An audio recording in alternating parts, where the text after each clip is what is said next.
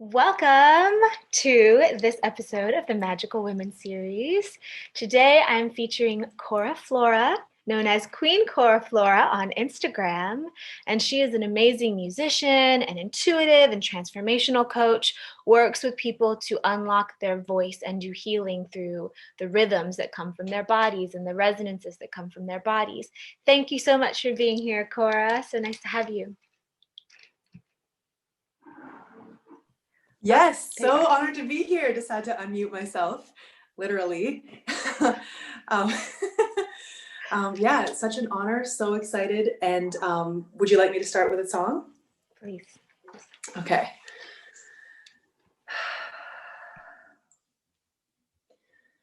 We all come from the goddess, and to her we shall return like a drop of rain flowing to the ocean.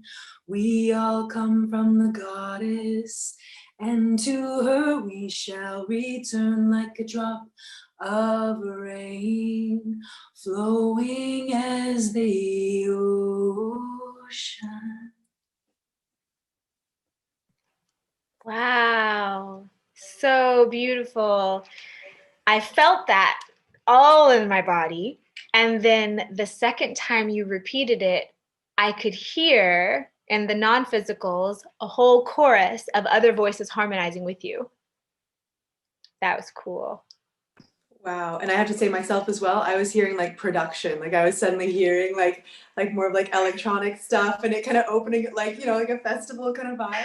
I've been listening to Closey a lot lately, and she's my dream collab for sure. Cool. I have not heard of her. See, you bring all these new artists to me. Yeah, awesome. So the power of sound is what we're talking about today.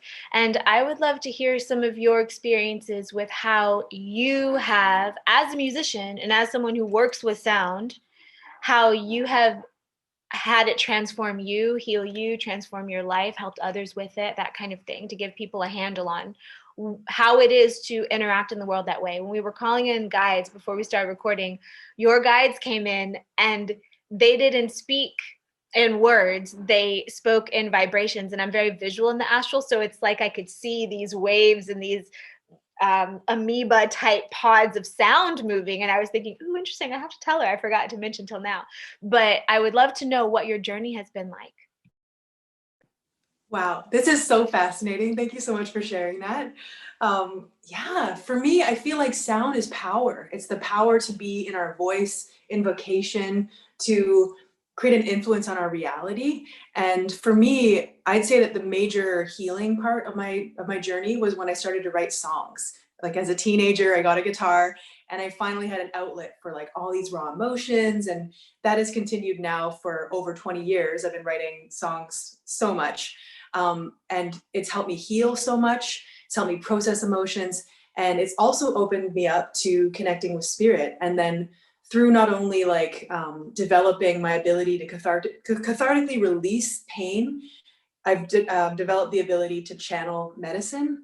But also through plant medicine experiences, I've also tuned into an ability to feel and then also to transmit energies that are beyond me on another level in that state, in that super fluid, energetic state. And it's such an honor, such a joy, such bliss, and it's what I live for. Well, awesome. Thank you for that. I love the idea that you can have these transformational experiences, because people who are born mystical or who develop that ability have these experiences that can also be understood with plant medicine, can also be understood with breath work. I didn't mess around with plant medicine at all, at least none of the stuff that really sends you out, until I was in my 30s, because I was always nervous too, because my intuition is what I do. And I believed the hype that I read about various things. I was like, I'm not going to mess with my brain. And then once I did take a mushroom trip or try LSD or try DMT, what I realized was, oh, this is the same places I've been going my whole life. It's just this is one of the doors to get there. And then I understood how you can talk to maybe non-mystical people and say, well, it's like when you're on mushrooms, or it's like when you're, and then they'll get it. So Let's talk a little bit about the transformational effects that can come from using your voice, from sounds, the way you were telling me in our chat, how they can bring about these huge experiences for people. What do you have to say?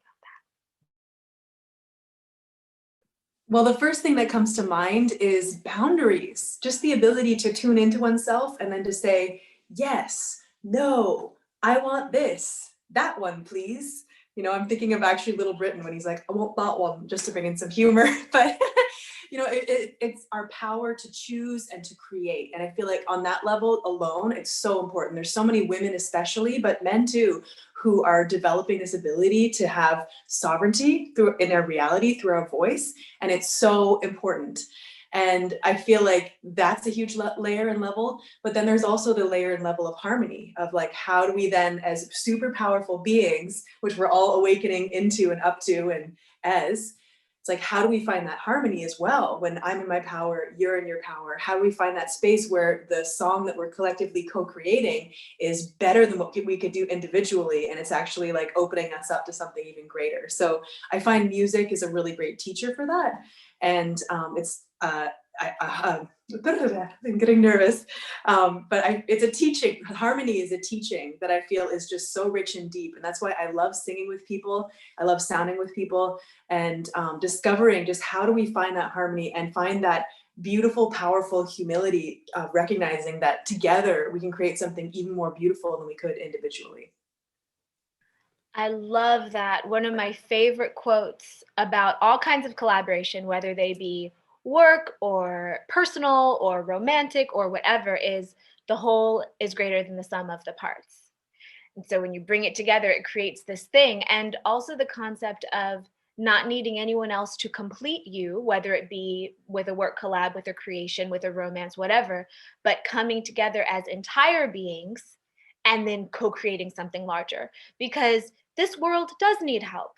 If we're going to look around and be honest and not spiritually bypass, we're going to say there is healing that is needed. All hands on deck, all ways that we can do it, let's do it. Everybody who we can bring in, let's do it.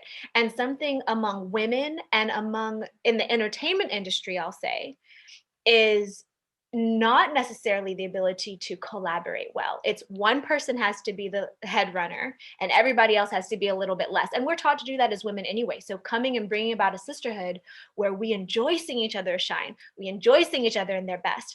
Being in our beauty brings each other into our beauty and our power and our strength and our solidity. That's something that's trailblazing and groundbreaking. And thank you for doing that work because it's so needed.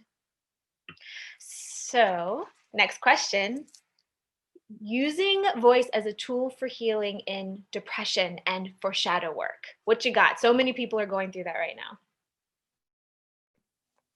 Yes. Well, I feel like for me, like it's been such an amazing healing tool because for me, depression was a lot about pain and it was about unresolved trauma. And it was also about a lack of expression and I didn't understand. So for me, expressing what was there was so healing. And whether it was like through sounds, and sometimes even just through sounding, like just making whatever the fuck sound I want, just like, or like, just like anything, like giving myself full space and talk about shadow work. Like one of the things I love to do, like in sounding circles with people, especially women, is just be like, okay, make whatever sound you want. Like, doesn't matter how weird, how dark, whatever. And I feel that very often it liberates us to then express who we truly are even more in our lives. Because I like to see it almost like a ceremony where it's like releasing the like calcification or the fear around that expression, and suddenly it's like, okay, yeah, I know that I can be loved and accepted when when expressing this tribal part or this like dark part or this like,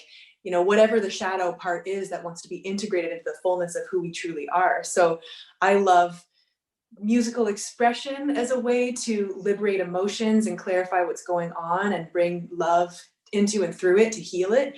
And I also love sounding as a way to liberate and express our shadows and allow ourselves to be the full, true, light and dark, full spectrum, awesome, glorious, authentic beings we are. So good. Thank you for that. And yeah, I was in a breathwork ceremony at the Goddess Retreat in Sedona, and she said to make sounds. The facilitator was encouraging us to make sounds. And I found that there was a balance for me because I hadn't done breath work like that before. This was the holotropic vibe that sends you out. It's like a whole journey on its own. It is a whole journey on its own. And I heard the other people being very free with their sounds, very loud, very intense. And all I wanted was this little, like, it was a growl. It was definitely a growl. It was not a sweet lilting bird song. It was like a kind of thing. But if I tried to match what they were doing, it felt like I was trying or pushing. That didn't feel right. What felt right to me was the little sound, the small sound. And so, can you talk a little bit about people feeling the resonance within rather than looking at the outside world to say what they should be doing?